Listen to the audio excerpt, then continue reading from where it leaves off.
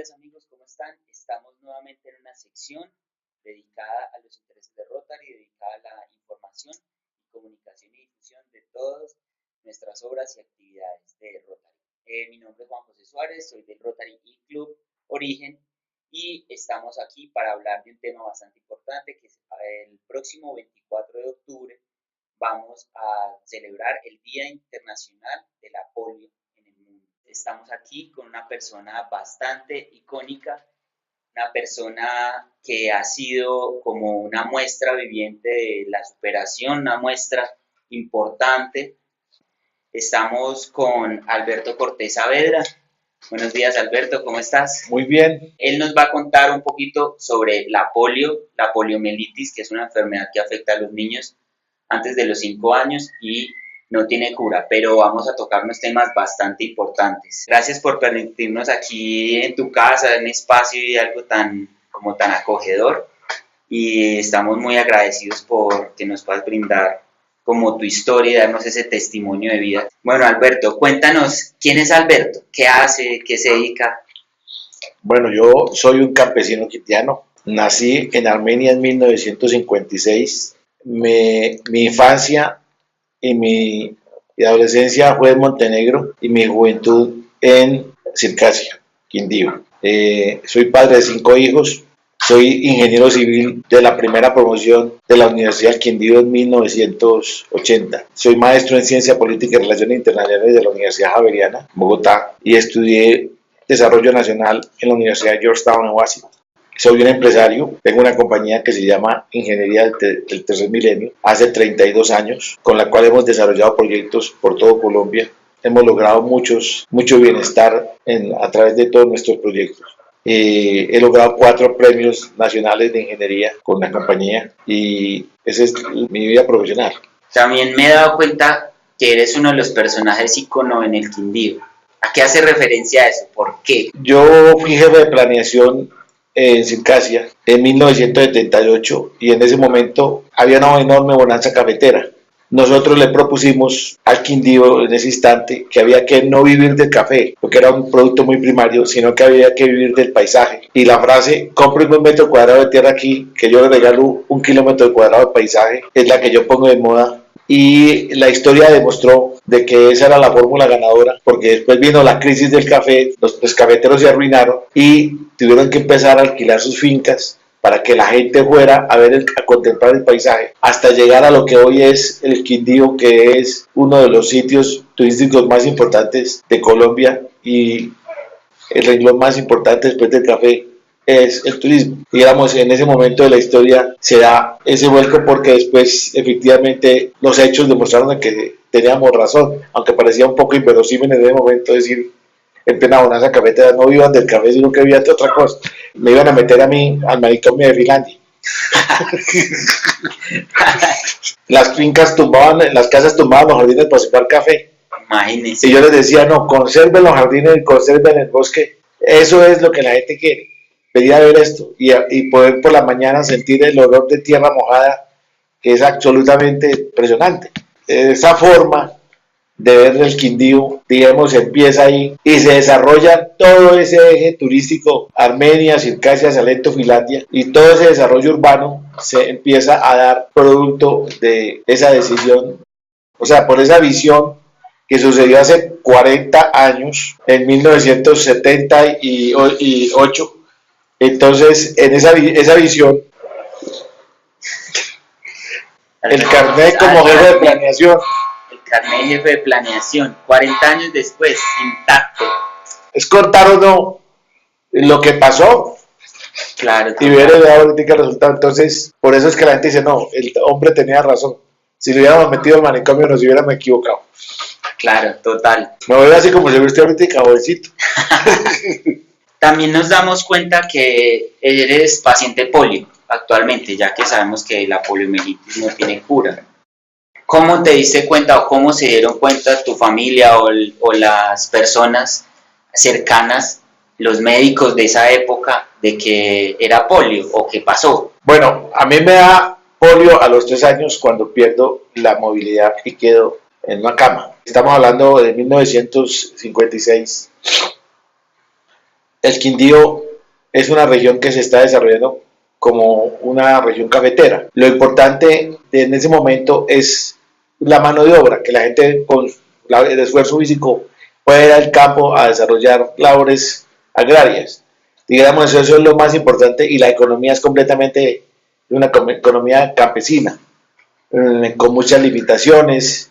El país en ese momento está en una guerra, lo que se llama la violencia liberal conservadora, es tremenda. Yo soy el tercero de 9 hermanos y pues el hecho de estar limitado físicamente pues me convierte en una carga para la familia, porque pues se necesita gente que trabaje y no gente que haya que cuidar. Yo quedo reducido a la cama. Mi mamá me convence de que como pues, ya no iba a caminar, entonces que la energía que el cuerpo iba a usar en las piernas, que la usara en la cabeza, que la cabeza la tenía buena, entonces no tenía por qué preocuparme. ¿Eso fue exactamente qué edad? ¿Qué edad tenía en esa edad? Tenía 4 años. Estaban hechos a la idea de que no podía volver a caminar. No podía volver a caminar. Entonces yo pues me dedico a pensar. Ella me dice, dedíquese a pensar. No, usted no puede hacer fuerza de ninguna clase, no. Yo aprendo a leer y a escribir y a hacer los números y yo, la famosa cartilla Cherry de esa época que aprendía uno todo, yo aprendo todo y yo soy el que hago las tareas de todo en la casa, el que lleva la iniciativa. Pues, pero pensando, porque no me podía hacer más. Después de un año más, como a los 5, entonces yo veo que los muchachos caminan y entonces yo digo, bueno, si ellos caminan, yo ¿por qué no puedo caminar también? Entonces empiezo primero a gatear, después empiezo a pararme en las paredes y cuando tenía 7 años empiezo a caminar solo. ¿Pero cuál era la sensación? ¿Que causaba dolor? O sea, usted no siente nada, usted simplemente no puede. Usted le levantar un pie, no. Usted le da la orden al pie, levante, no. O sea, usted no siente nada. En esa época tampoco había médicos. En el pueblo había solamente un médico, el doctor Quintero. Pero pues el doctor Quintero, como estaban en la violencia política, lo vivía pues atendiendo situaciones de conflicto y era muy escaso y nosotros tampoco teníamos los recursos económicos más. Entonces a mí pues me trataron con yerbateros, con brujos, con milagreros y masajes. Mi mamá me sobaba las piernas y me echaba aceite de lombriz. Entonces me echaban en las piernas y bueno, hacer un ungüento. Un ungüento, y hágale. Entonces yo empecé a caminar y al principio no me podía admirar porque me caía. Y yo veía una escalera, eso para mí era tenaz porque yo sabía que ahí me iba a caer. Entonces en la cabeza yo tenía muchos golpes, pero en esa época lo mutilaban a uno al estilo americano, o al que era el copetico aquí, todo raspado. Entonces era con rota la cabeza por todas partes, porque me caía todo el tiempo. Pues o sea, empecé a caminar. O sea, claro. O sea, y ahí bueno. Ahí es donde ya no va a volver a caminar, que fue a los 4 años donde dijo que quedé reducido a la cama. Y aquí fue donde el momento donde empezó usted a decir, yo no puedo quedarme en la cama, yo tengo que caminar. No, pues es que si los otros caminan, yo ¿por qué no puedo caminar? Entonces yo empecé a caminar con mucho esfuerzo y sabiendo que me iba a caer todo el tiempo. O sea, el riesgo era alto.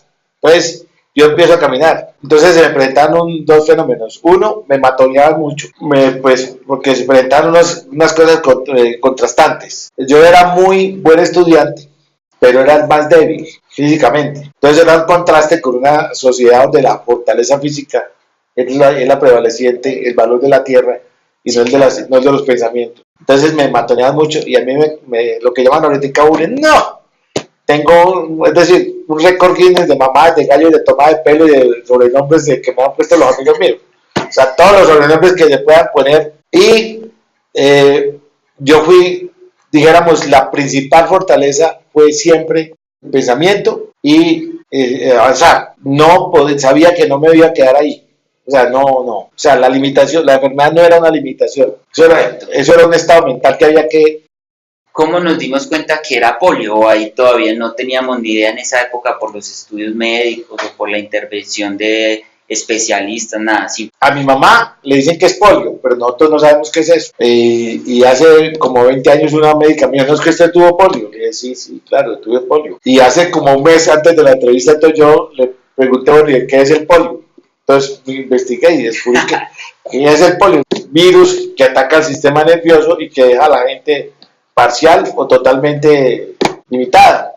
las extremidades, Sí. y que hasta los 5 años le da a todos los niños. Entonces lo vine a descubrir hace poquitico, pero pues... Que más por la cultura y por el conocimiento no nos habíamos dado cuenta en esa época, no se habían dado cuenta en esa época que era la polio, que era exactamente el tratamiento a seguir y eso. ¿Y cuál fue realmente entonces lo que se hacía? ¿Cuál fue el proceso? No, a ver, el proceso que hacía era que si llegaba un yerbatero y lo llevan a uno de los yerbateros, y los yerbateros entonces le recetaban a uno una medicina, o hágale estas hierbas, tómeselas o póngaselas. Yo soy profundamente católico, creyente. Entonces a mí me llevaron a donde el señor de Buga y también me llevaron donde la Virgen de Pénamo, pero tenía que tener fe, o sea, tenga fe, me decía mi mamá, bueno, tenga fe, que pues siempre tuve fe, y pues yo creo que los milagros es eso, o sea, ir construyendo las cosas para que uno pueda salir adelante, no así, de un instante, sino con la voluntad de Dios. Entonces uno sale adelante y sale adelante. En ese momento pues no había vacunas, ni vamos al Instituto Roosevelt, que también averigué que ahí es donde trataban los pacientes polio. Los pacientes, no, eso no existía. Y tampoco existían los recursos económicos para una medicina. O usted come o la medicina, pero le tocaba comer. Es un país completamente distinto. En el pueblo obviamente hay un televisor en blanco y negro. Hay 3 o 4 carros. La luz se va a las 8 de la noche. Los pueblos no tienen acueducto ni alcantarillado. Las condiciones sanitarias y las condiciones médicas del país de esa época son completamente, pero absolutamente distintas a las de hoy, ¿no? Si ahorita uno simplemente toma el celular o mira un documento y ya se entera que es cada cosa. Y entonces, imagínese usted en una ciudad, un pueblo donde todos somos ignorantes, ¿a quién le pregunta uno qué es polio? ¿A quién le pregunta? O sea, la palabra es rara, bueno, pero polio. ¿Qué será? ¿Un jueguito de marcianitos? Ese contexto es el que uno vive, total y absolutamente distinto.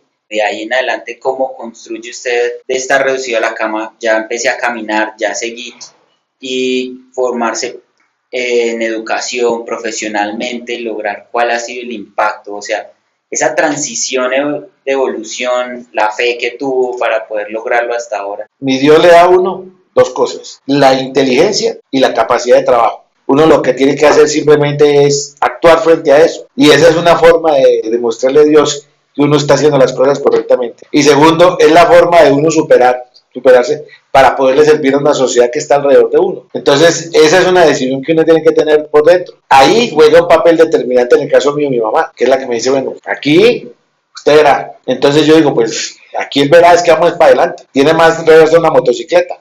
Y nos fuimos. Y siempre en el propósito de que las cosas tienen que ser mejores, sobre la base de que uno tiene la inteligencia y la capacidad del trabajo. Y que uno es el que construye las cosas que quiere hacer en la vida. ¿Y cómo fue el proceso formativo en la universidad? La parte de los accesos para las universidades, los institutos y todo eso, no tenían acceso como a discapacitados y eso, el trabajo que usted tenía que hacer para subir a unas clases o para bajar. Claro, las escaleras, pues... Las escaleras, o sea pues, sí. El tema de las escaleras. Sí, siempre había sido una dificultad más, no una limitante. Sí, claro, entonces yo sabía que las escaleras pues me caía muchas veces. Y la otra cosa que empecé a hacer fue que empecé a practicar yo deporte. Entonces, hoy en día yo camino mucho todavía y pues yo jugaba basquetbol y empecé a practicar deporte porque también tenía que fortalecerme el cuerpo, ¿verdad? Y siempre con las limitaciones, o sea, siempre... Entonces, por ejemplo, si había que hacer gimnasia en el colegio de educación física, pues a mí me apartaban porque pues yo no podía. Pero yo era consciente de que si me quedaba ahí quieto, pues me iba a limitar más. Entonces yo hacía mis propios ejercicios. Era una limitante emocional y físicamente, porque usted decía, ver que todos hacían lo mismo que cuando tenían los 5 años, decir, ¿por qué ellos pueden y yo no? Entonces yo hacía mis ejercicios y empecé a jugar basquetbol, empecé a caminar, que todavía lo hago. Entonces yo me quedé con la caminada y digo con la contextura física y bueno, yo siempre tuve la fortuna de ser el mejor estudiante que tuvo el colegio. Sí, eso iba a preguntar, me informaron que también ha sido uno de los estudiantes más destacados de la carrera.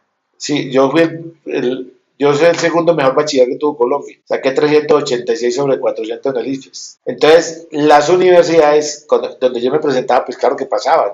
Pues cómo no van a querer un estudiante, pues yo era buen estudiante, pues eso lo he aprendido desde chiquitico. Mi mamá me dijo, que la inteligencia, y como de todas maneras tengo limitado todavía esa energía, pues va para otro lado, eso me hace la diferencia. Siempre avanzaba bien, Entonces siempre tuve muy buenas calificaciones, muchos reconocimientos y eso me abría también las puertas porque la inteligencia no solamente es para que le digan a uno que es inteligente, no, que inteligencia hay que usarla. Entonces para resolver proyectos, para hacerle mejor la vida con su proveedor a la gente, para servirle a la sociedad, para eso sirve la inteligencia. Entonces esas cosas son positivas, lo hacen a uno avanzar y lo hacen ver, sentir bien. También me di cuenta que ha trabajado en Florencia, que ha trabajado en otros lugares, en el Magdalena.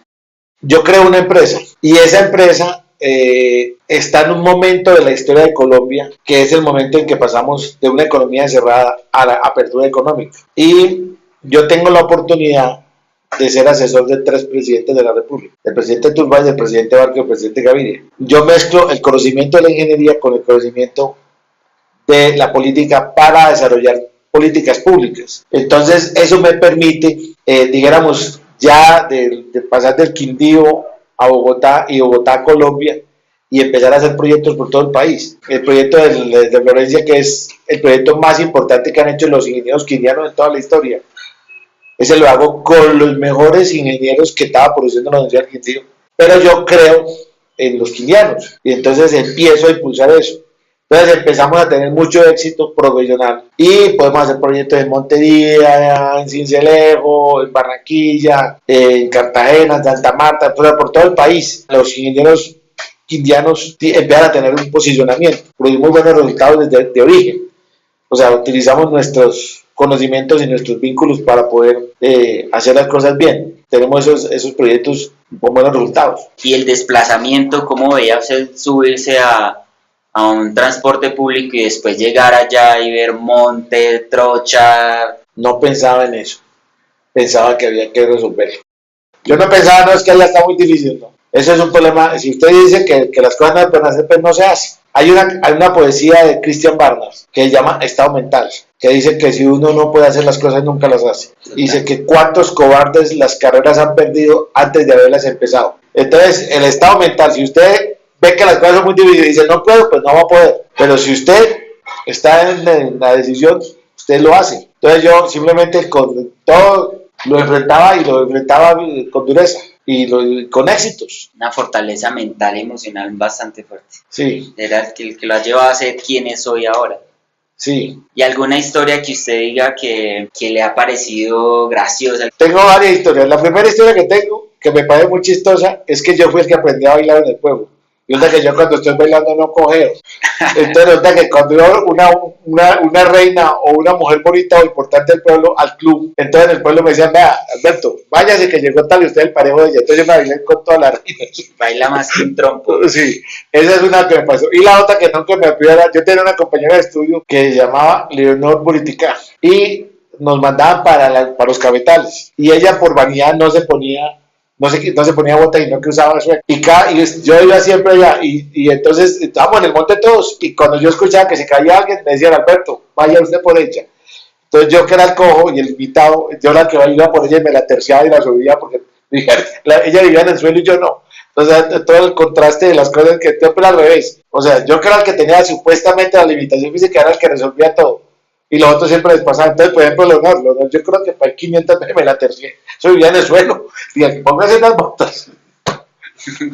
Y la anécdota que tengo más recuerdo de ella, que sí vale la pena ser ingeniero. Entonces, una vez en Florencia, en un barrio muy pobre, salió una señora como de 80 años. Y la señora me dijo, ingeniero, señora, ¿qué le puedo servir? Y me dijo, ¿usted quiere ver un milagro? Y le pues claro que quiero ver un milagro, pues cómo no, mío. Camine, le muestro uno. Entonces fuimos al fondo al patio de la casa y abrió la llave del lavamanos, del lavadero y salió agua. Y me dijo, mire, eso es un milagro. Y yo me quedé mirando así. Mío, yo llevo 70 años viviendo en esta casa y es la primera vez que sale agua por esa llave. ¿Cierto que es un milagro? Entonces es lo mismo. Yo llevo 59 años caminando después de que me dio el polio. Pero el polio no ha sido una limitante para hacer el camino que se hizo en la vida.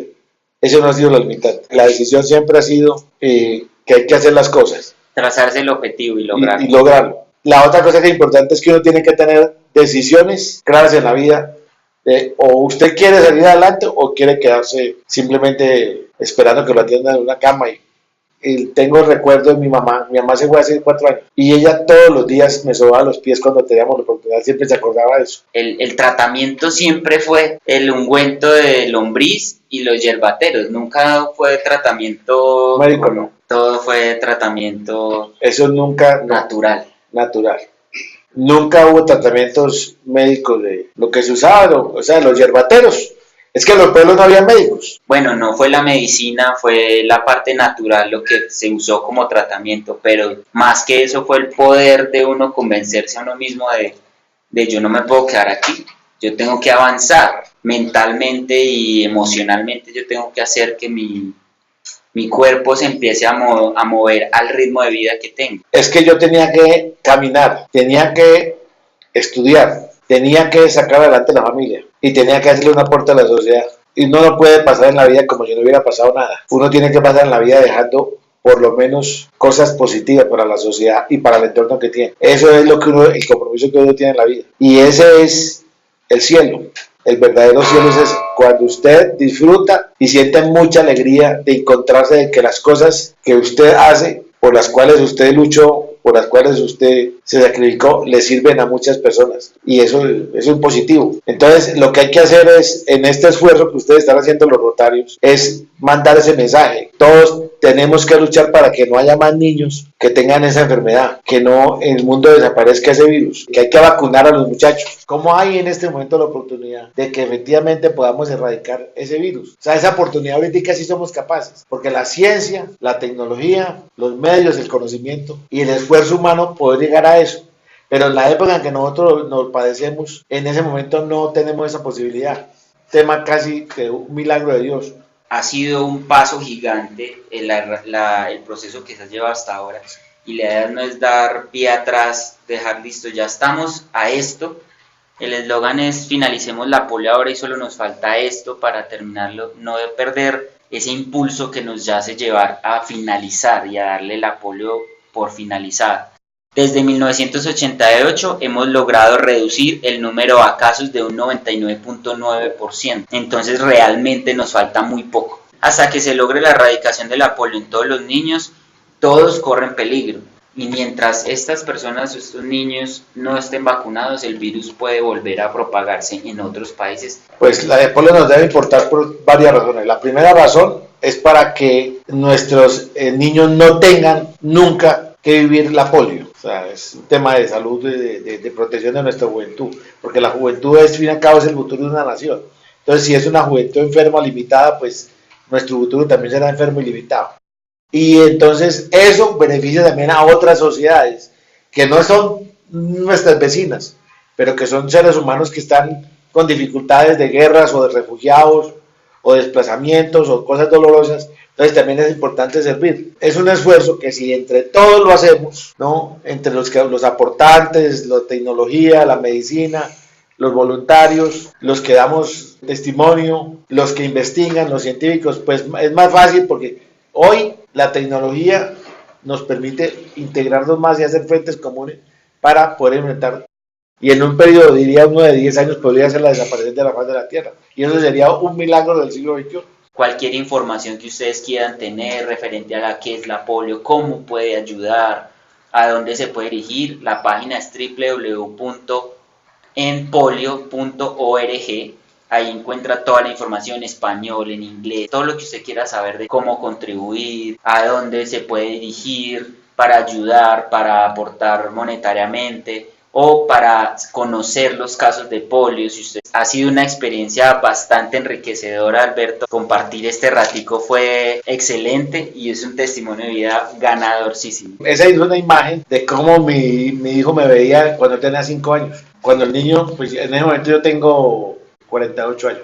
Sí, en una tarjeta de padre, y yo la mando a ampliar por un artista.